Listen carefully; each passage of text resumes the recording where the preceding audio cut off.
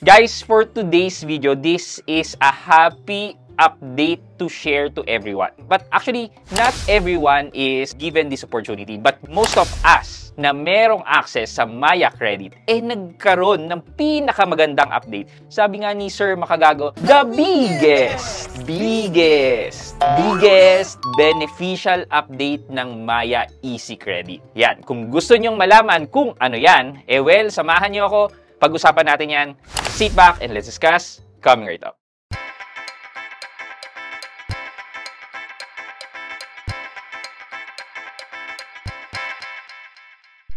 Hi guys, this is Pat and you're in Pat Quintos Review TV.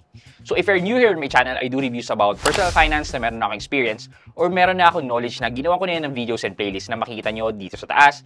At kung bago ka dito sa channel ko, you may want to consider subscribing to my channel.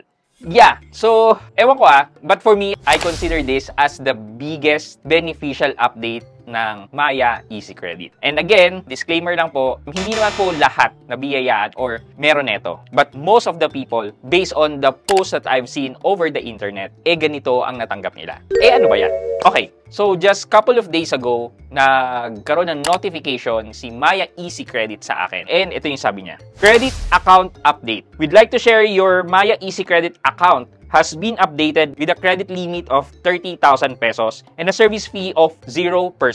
Effective immediately. Keep using Maya Easy Credit to shop, dine, buy, load, pay bills, and more to increase your credit limit. To maintain a good credit standing, make sure to settle your bills in full and in time. For more information, yada yada yada, blah blah blah blah blah blah. So, 30,000? Hindi naman kasi 30,000 na yung credit limit ko with Maya Easy Credit. And masasabi ko lang po sa inyo, couple of times ko lang din po nagamit itong Maya Easy Credit. Dahil sa ang interest na binigay po sa akin ni Maya Easy Credit before ay nasa around 9%.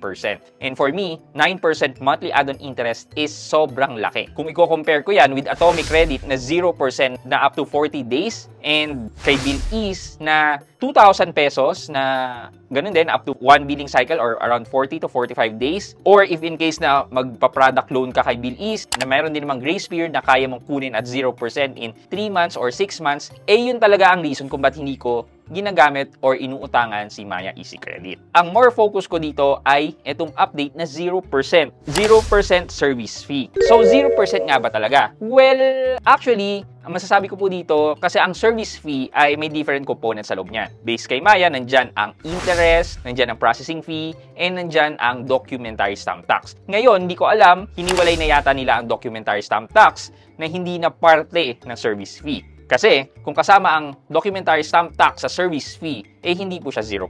Pero parang hiniwalay na nila, thus, 0% nga daw. So, I tested this. I tried to transfer the amount to my electronic wallet and kamusta ba siya? So, ito papakita ko sa inyo. Nandito tayo ngayon sa home screen ng Maya. So, click natin yung credit. Ayan, makikita nyo na ang available credit ko pa ay 30,000. So, click natin yung transfer to wallet. Type natin 30,000. So, once we hit continue, ito na yung summary. Ayan, Maya Easy Credit. Sabi niya 30,000. Service fee ay 0%.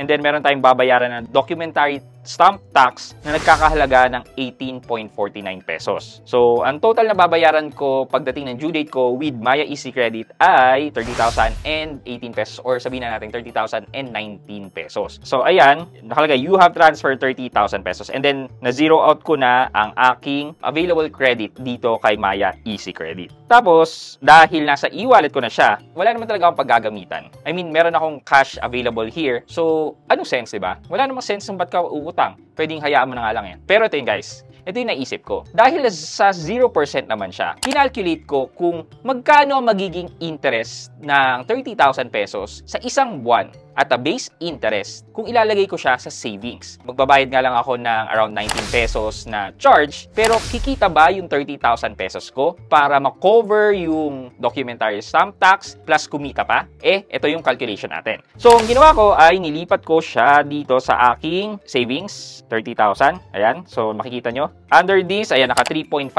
per annum pa. Basically, kakalculate lang natin muna sa base interest. But if you want, you can go as high as 10% or even 12% 100% if you're going to do the mission. Or, if you want to do the workaround, you can head over to this video. Pero, gamitin lang natin yung base para makita natin kung profitable pa rin ba na kunin ang Maya Easy Credit nyo at ilagay sa inyong savings dahil 0% siya. Ito yung calculation natin. So, 30,000 times 0.035 na equal yan sa 1,050. That's the interest per annum. So, i-divide natin yan by 365 days. Lumalabas na 2 pesos and 87 cents ang gross interest na matatanggap natin. Tapos, tanggalin natin yung withholding tax na 20%.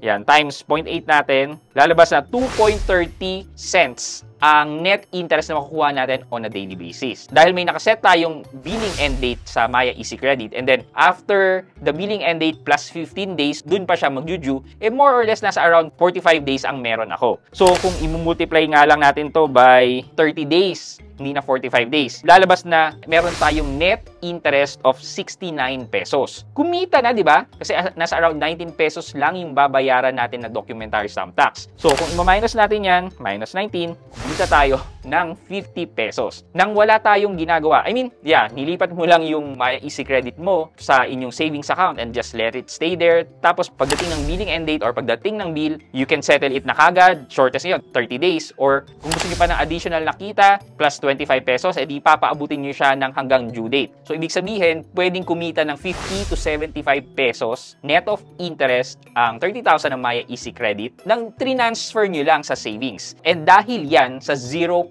na service charge, meaning walang interest and walang processing fee. So, hindi po to sponsored ni Maya Easy Credit, pero natutuwa po ako kasi 'di ba, most of my videos are inclined dun sa mas makakatipid tayo sa pagbabayad ng interest. And then, more often than not, ang nire-recommend natin madalas ay yung mga 0% na interest na loan service. 'Di ba? May Atome, Credivo, yan, Salmon, di ba? So, now, Maya Easy Credit is joining the group of the 0% loan service. Si GCash kaya, like the G-Loan, G-Credit, kailan kaya mag 0% yan? Well, di natin alam, pero baka naman meron. So, if you're going to ask me, is it worth it? Sa tingin ko naman, dahil minimum task lang ginawa natin, still, 50 to 75 pesos, it's still worth it. And, paano pa kung ang interest rate ng savings mo ay aabot ng 10%? Kamusta na yan, di ba? Ang pinag-uusapan lang natin right now ay yung base interest na 3.5%. So, for our question of the day, if you're given the same chance na magkaroon na zero service fee, uutangin nyo ba yan? May pagkakagastusan ba kayo niyan? O ilalagay nyo lang din sa savings na katulad ng ginawa ko? Ayan, let me know sa comment section sa baba at may chance po kayong manalo ng 1,000 pesos sa ating weekly GCash giveaway. And also, last na po for the month of August ng ating cellphone giveaway. Before I end this video, mag-shoutout po muna tayo at shoutout kay Dolphy G. At Dolphy G, sabi po niya, present Lodi Idol. Idol na nga, Lodi pa. Ayan. Kay Sir Dolphy G or at Dolphy G, shoutout po sa inyo. Thank you so much po for continuously watching and supporting my videos. Maraming salamat po. I hope you like this video. Leave a thumbs up, and if not, wala na ng problema dyan, but continue to support me by subscribing to my channel by clicking the subscribe button and also the bell button sa tabing subscribe para makareceive ka ng latest notification sa lahat ng upload ko. Again guys, this is Pat Quinto and you're in Pat Quinto's Review TV. Bye-bye!